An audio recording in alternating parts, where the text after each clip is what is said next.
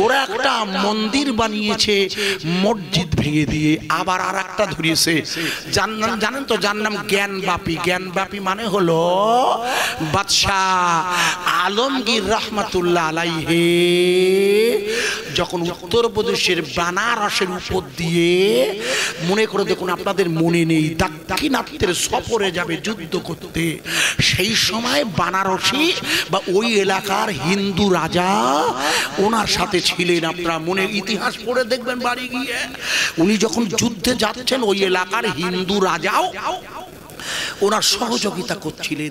আটকা মসজিদ ভেঙে মন্দির করলো, আল্লাহ কিছু বললো না। একটু জোরে বলবেন না সুবহানাল্লাহ। ওটা তো মসজিদ হারা, ও তো সুপ্রিম কোর্ট রায় দিয়ে দিয়েছিল।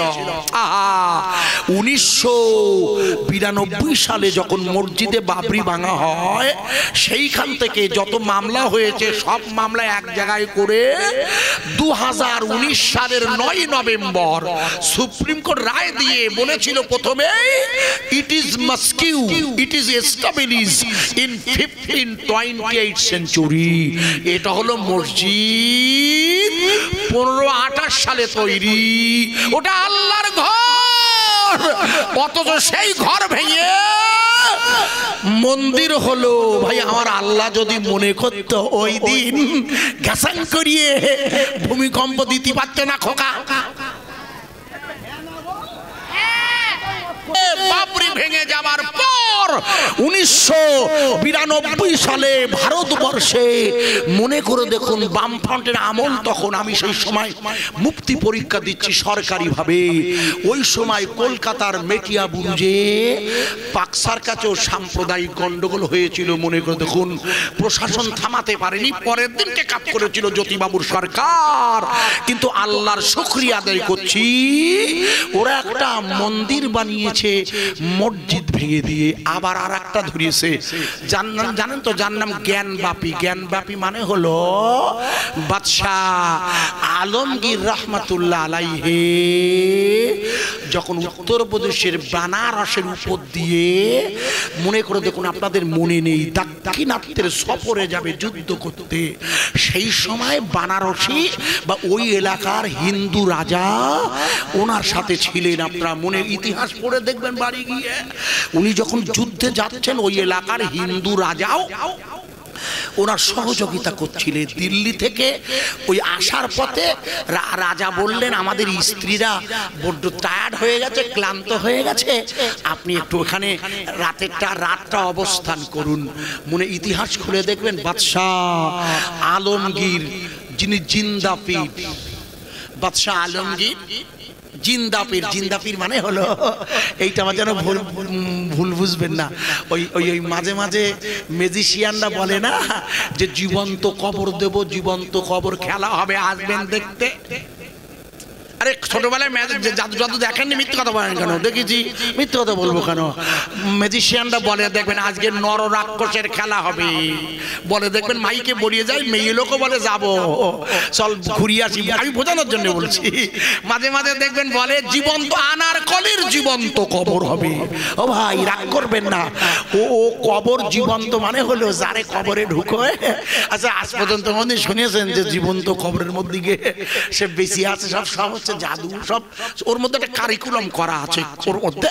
আমি ওদিকে যাচ্ছি না, আমি হচ্ছে ইনি জীবন্ত মানে হলো আল্লাহর নবীগণ আর আল্লাহর ওলিগণ জীবন্ত। হাদিস এসছে, আউলিয়া লিখ মুখস্থ করেন, আম্বিয়াউ আউলিয়াউ লা ইয়ামুতুনা, আল্লাহর নবীগণ আর আল্লাহর ওলিগণ মরে না।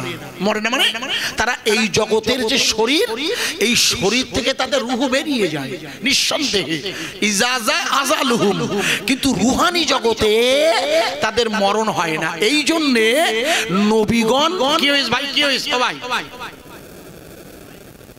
মাইক বন্ধ আছে খোকা, দেখিস কোথায় ভাইয়ের আমার? আমি আপনাকে যে জায়গায় বলছিলাম, মনে করে দেখুন, এই জিন্দা পীর মানে হলো ইনি রুহানি জগতে আল্লাহর বুজুর্গ ওলি হযরতে বাদশাহ আলমগীর রহমাতুল্লাহ আলাইহি বসিরহাটের আল্লামা তার জীবনী লিখেছে, যদি কখনো সুযোগ হয় দেখে নেবে। বসিরহাটের আল্লামা রুহুল আমিন শাহ রাহমাতুল্লাহ আলাইহি লিখেছে, ভারতবর্ষ থেকে দুজন আল্লাহর বুজুর্গ দিল্লির জামে মসজিদের দিকে যাচ্ছে, যেটা বাদশাহ শাহজাহান রাহমাতুল্লাহ আলাইহি বানিয়েছিল।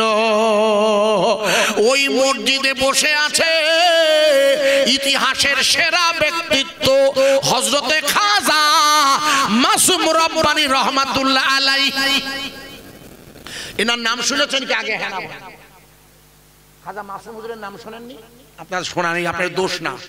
ইতিহাস জানেন না তো আমি ব্যাক করছি আবার। পাঞ্জাবের সিরহিন শরীফে, পাঞ্জাবের সিরহিন শরীফে যে কাইমে জামান ইমামে রব্বানী মুজাদ্দেদ আল-পেশানি, যার সময় চলছে এখন, এটা হচ্ছে মুজাদ্দেদিয়া তরিকা তথা মুজাদ্দেদ আল-পেশানির দ্বিতীয় সহস্রাব্দ চলছে। এটা হচ্ছে 1445 হিজরি, আর উনি 971 হিজরিতে জন্ম নিয়েছেন। ইতিহাস পড়ে দেখবেন কে? কাইমে জামান ইমামে রব্বানী মুজাদ্দেদ আল-পেশানি। না না না না, মুজাদ্দেদ আল-পেশানি। এই মুজাদ্দেদ আল-পেশানির তৃতীয় ছেলের নাম খাজা মাসুম রব্বানী। মুখস্থ করেন, আপনাদের জানা নাই। জানাই মানে সবাই সব জানবেন, তা ওর তো ইতিহাস। তো খাজা মাসুম রব্বানী হলেন মুজাদ্দেদ আল-পেশানির তৃতীয় ছেলে। তৃতীয় মুজাদ্দেদ আল-পেশানিকে এক লাইনে বলে চিনতে পারবেন, যিনি আকবর বাদশার বিরুদ্ধে লড়াই করেছিল। কেন? আকবর বাদশাহ তার মসজিদগুলোতে ওমর খৈয়াম আবুল ফজলের দ্বারা আল্লাহু আকবারের পরিবর্তে আকবর খলিফাতুল্লাহ লিখে আযান এবং কলেমা প্রচার করত। মনে আছে আপনাদের? আপনাদের মনে নেই? আকবর বাদশাহ নিজে তৎকালীন জমানার বড় আলেমদের দিয়ে মসজিদগুলোতে আল্লাহর রাসূলের নাম উঠিয়ে দিয়ে লা ইলাহা ইল্লাল্লাহ আকবর খলিফাতুল্লাহ এই নাম আযানে প্রচার করত। তাই আকবর বাদশার বিরুদ্ধে সেই দিন একা একা রুখে দাঁড়িয়েছিল কাইমে জামান ইমামে রব্বানী মুজাদ্দেদ আল-পেশানি। এই ভদ্রলোক ইনি না এলে ভারতবর্ষের জমিনে আকবর বাদশা নতুন যে দিন এনেছিল, মনে করে দেখুন, দিনটার নাম ছিল দ্বীন ইলাহি। নতুন এই ধর্মটা যাতে গোহত্যা নিষেধ করে দিয়েছে আকবর বাদশা, আপনাদের জানা নাই? এই আকবর বাদশার বিরুদ্ধে যিনি একা একা লড়াই করেছিল, ওনার নাম হচ্ছে কাইমে জামান ইমামে রব্বানী মুজাদ্দেদ আল-পেশানি শায়েখ আহমদ। ওনার নাম আহমদ ফারুকি সিরহিন্দি। ওনার রওজা হলো বর্তমানের পাঞ্জাবের সিরহিন্দে, যেখানে একটু দূরে গেলে বুরুজ নামক একটা জায়গা পড়বে। 50 জন নবীর কবর মুবারক যেখানে দেখিয়ে দিয়েছিলেন উনি তো প্রথম দেখান যে ভারতবর্ষে 50 জন নবীর কবর এক জায়গায়। জানেন না আপনারা? সব কোনোদিন জানি না দেখতে, তারা একটু মন চায় না। হ্যাঁ, যেন নবীর কবরগুলো দেখি আসি কেরাম, তারা তাও মন চায় না। আমি প্রত্যেক বছর একবার করে যাই। কেন? সুযোগ হলেই। ওখানে এত নবীরা আছেন, ওখানে এত পরিমাণ নবীগণ আছেন, যেখানে আপনার গোটা পাহাড়টাই নবীতে ভরা। নিচে আছেন এক জায়গায় 9 জন, নিচে সমতলে গিয়ে দেখে আসবেন। আর ওই এলাকাটা তো একটু পাহাড় এলাকা, বুঝেছেন? যাই হোক, তো আমি আপনাকে যে জায়গায় রাখছিলাম, এই মুজাদ্দেদ আল-পেশানির মুখস্থ করেন। ওনার 7টা ছেলে ছিল, আপনারা জানেন না। বাজার থেকে জীবনীটা কিনে নেবেন। আমি লেখকের নাম বলছি, না হলে আমার কাছে তো আছেই, আমি যা বলছি তা না পড়ে কখনো বলি না। আমাদের ওস্তাদুল হক পীরে কামিল শাহ সুফি পানি গোবরান হুজুর কেবলা লিখেছেন জীবনীটা। বইটার নাম হচ্ছে মুজাদ্দেদ আল-পেশানির জীবনী। যদি এটা কারোর কাছে না থাকে, এর চেয়ে বড় একটা বেরিয়েছে, আপামা ডক্টর আবু বকর সিদ্দিক, সেটাও আমার কাছে আছে। জীবনীটার নাম হলো, লিখে নেন, জীবনীটার নাম হচ্ছে বিপ্লবী মুজাদ্দেদ আল-পেশানি। আর বসিরহাটের আল্লামা দাদা হুজুর কেবলার বিস্তারিত জীবনীতে এই ঘটনাটা লিখেছে, যেটা আমি বলছি। খাজা মাসুম রব্বানী দিল্লির জামে মসজিদে বসে আছেন, মনে রাখুন। আর দিল্লির জামে মসজিদে ওই খাজা মাসুম রব্বানীর পাশে বসে আছেন কে? বাদশাহ আলমগীর ওরফে ঔরঙ্গজেব রহমতুল্লাহ আলাইহি, যার নামে নতুন করে গতকাল কোর্ট রায় দিয়েছে যে জ্ঞানবাপী মসজিদের উজুখানায় নতুন করে পূজা অর্চনা হবে। জানো তো ভাই, আবার এক ফতনা বেরিয়েছে, আপনারা জানেন না?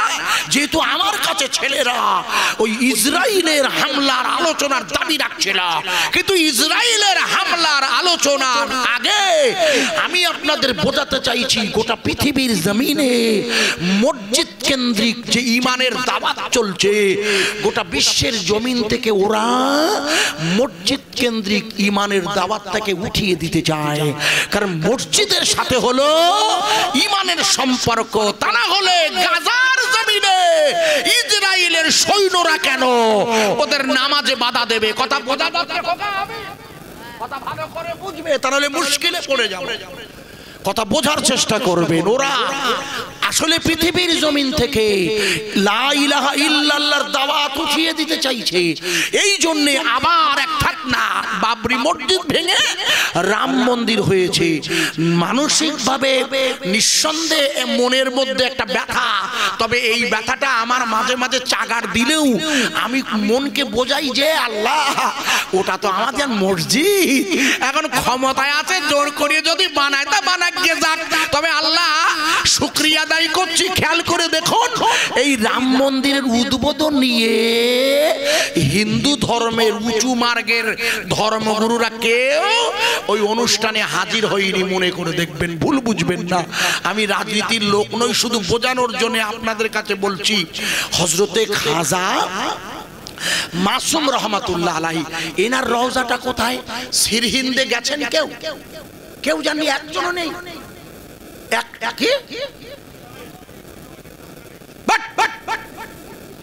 ডিয়ার লটের টিকিট কাটার টাকা থাকে তোমার 1400 টাকা খরচা, তোমার টাকা থাকে না? বাজে কথা বলবে না।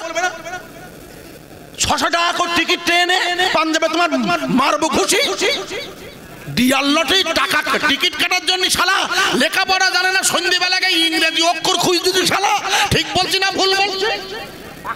জানা পাচ্ছ না? আমি কি তোমাকে না বাইরে পাঞ্জাবে বলছি মারবো খুশি?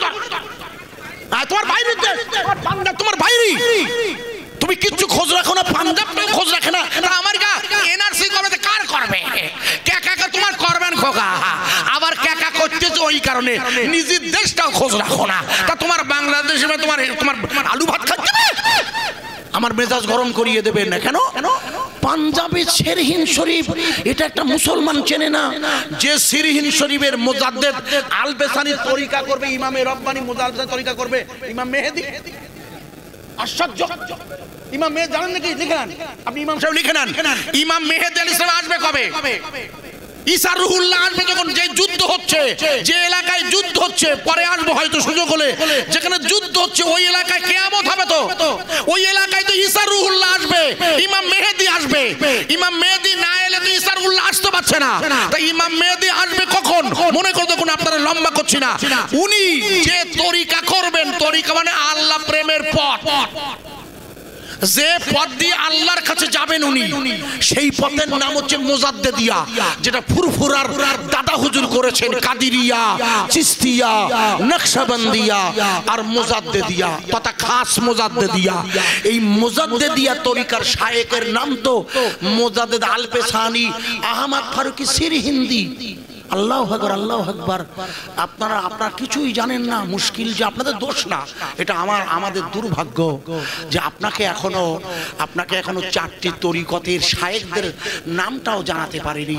কারণ তরিকতের পীরের হাতে হাত দিয়ে বায়াত হওয়াটা তো ফরজ। আপনাকে তো পীর তথা বুজুর্গ ওলির সোহবতে থেকে কলবে ঈমান আনাতেই হবে। ও তো একা একা হবে না খোকা। আপনি হাজার দোয়া করলে ঈমান কলবে ঢুকবে না। জিবরিল রাসূলের কলবে মিরাজের রাতে নিয়ে যাবার পথে ঈমান ঢুকিয়ে দেয়নি? মিরাজের রাতে, এই যে রজবের চাঁদে, মিরাজের রাতে জিবরিল রাসূলকে খানায়ে কাবা শুইয়ে দিয়ে বুক চিরে নি, বুক চিরে ফেলেনি। আলাম নাশরাকা সাদরাক, হুজুরের বুক চিরে নি জিবরিল। কি আশ্চর্য! বুকটা চিরে ফেলে বাম স্তনের নিচে থেকে কলবের গোশত বার করিয়ে, সেই কলবের গোশতটা জমজমের পানি দিয়ে ধুইয়ে ওর মধ্যে জান্নাত থেকে সোনার পেয়ালায় ঈমান এনে ঢুকিয়ে দিয়েছিল। জানেন না আপনি? ওই ঈমানটা ঢুকিয়েছিল কোন ঈমান?